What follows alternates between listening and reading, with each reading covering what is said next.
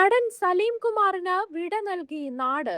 സംസ്ഥാന സർക്കാരിന്റെ ഔദ്യോഗിക ബഹുമതിയോടെയായിരുന്നു സംസ്കാരം. പറവൂരിലെ വീട്ടുവളപ്പിൽ ഉച്ചയ്ക്ക് 3:30ഓടെയായിരുന്നു സംസ്കാരം.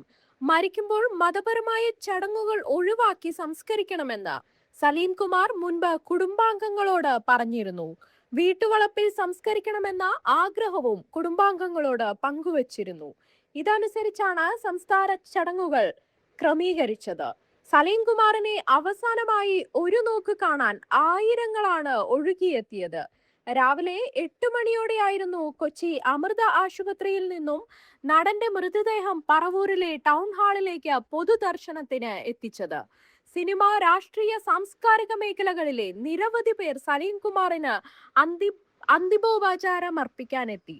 ശേഷം അവസാനമായി സ്വവസതിയായ ലാഫിംഗ് വില്ലയിലേക്ക് വീട്ടിലും നിരവധി പേരാണ് തങ്ങളുടെ പ്രിയ താരത്തെ കണ്ടുമടങ്ങിയത്.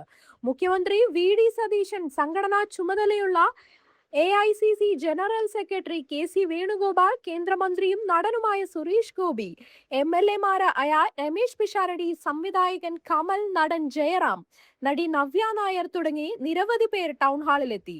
ഇന്നലെ രാത്രി 10:43ഓടെ അമൃത ആശുപത്രിയിൽ വെച്ചായിരുന്നു സലീം കുമാറിന്റെ അന്ത്യം.